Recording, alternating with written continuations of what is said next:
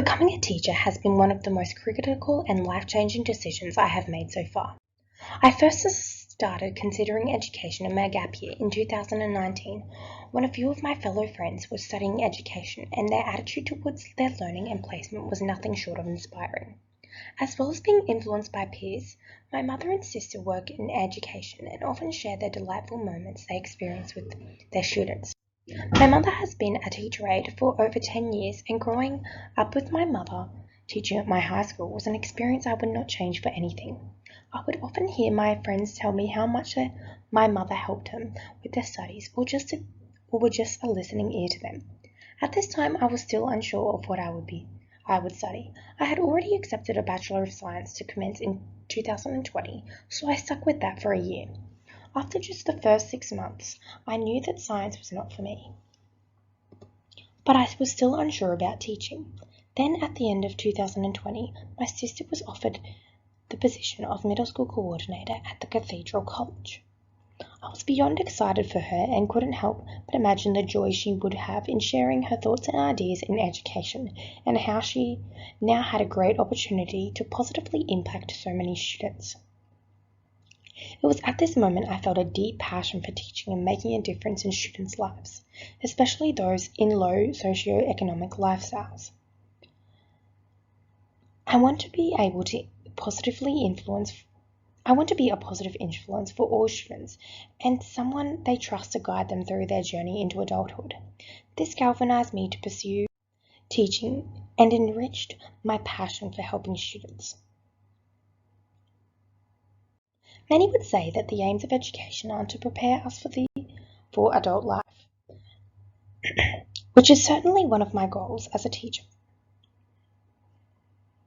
and for my future students. There are two fundamental tasks education should help us with: working and sustaining good relationships. I also aim to not only educate my students academically, but also to prepare them socially and emotionally for life outside of school. My experience as a school student were all overall positive.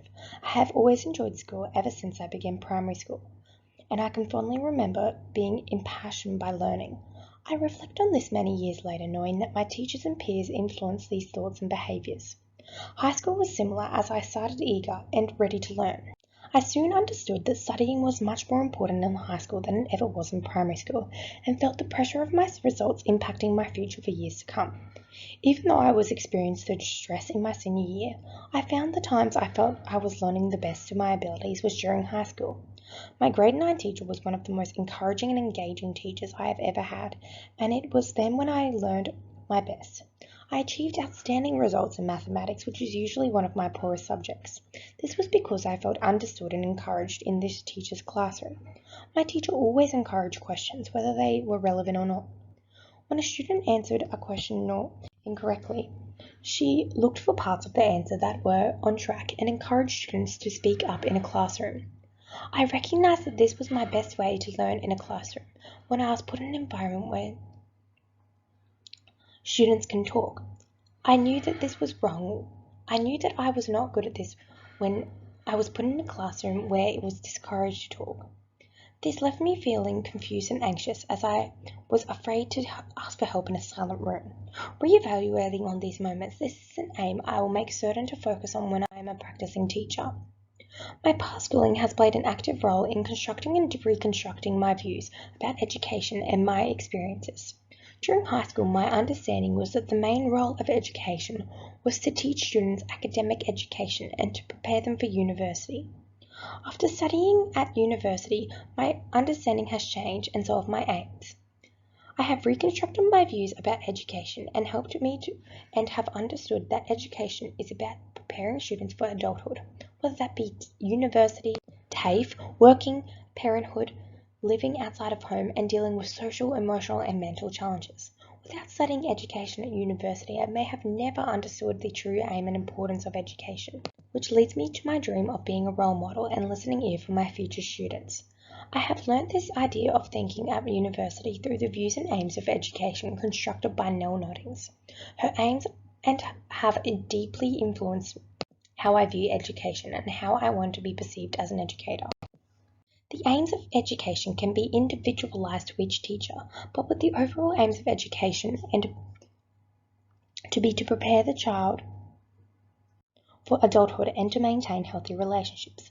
I take reference from Nell Noddings. Her views include educating the child as a whole, meaning that students should be able to be educated as whole persons and to develop students as a whole community.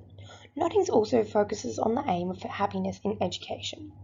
Many will fail in schools because they are forced to do work they hate and deprived of work they might love.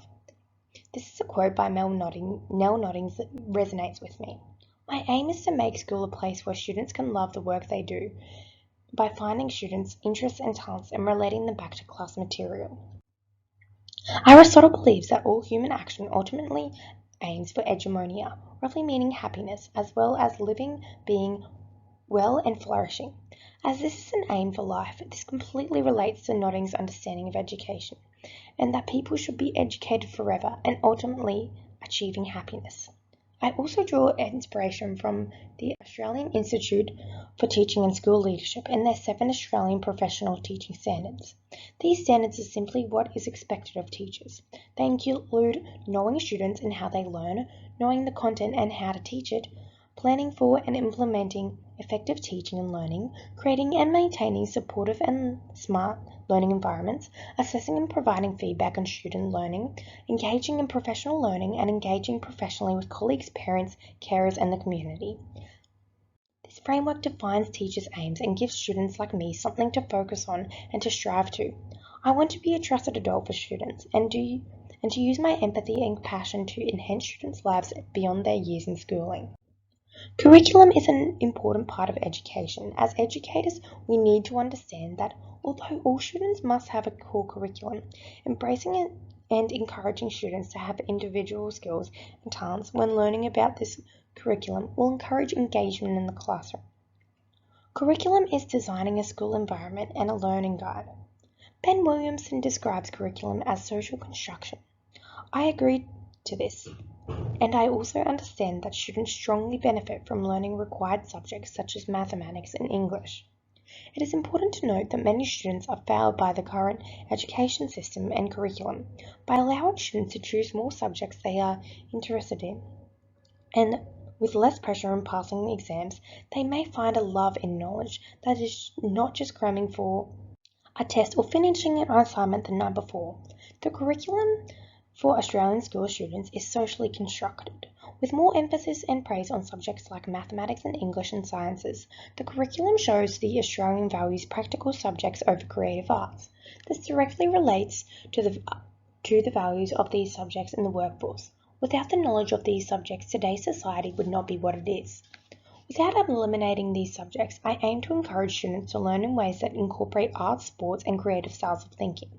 When a student is interested in what they learn, they become engaged. I would do this by teaching geography to a primary school student by painting the countries of the world, and teaching English to students by performing the play of Macbeth.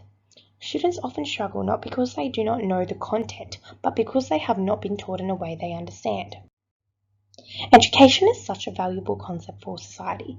It helps us to solve problems in work and in our social lives.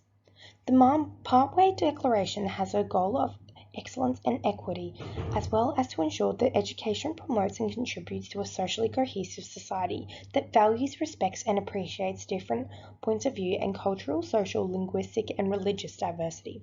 Education provides not only the academic skills to progress in society, but also the social and emotional skills that are developed during school.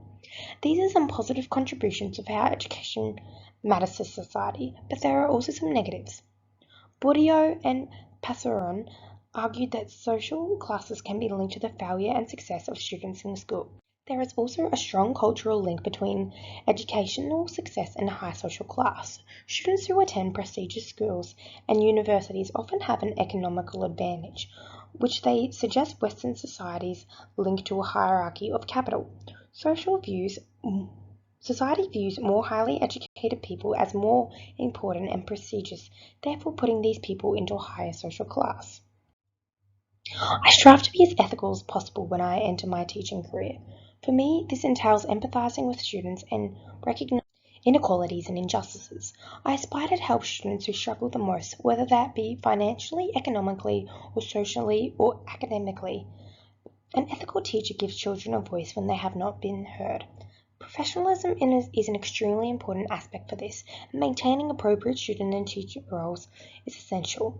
I imagine my future professional self maintaining healthy relationships with students, teachers, and parents.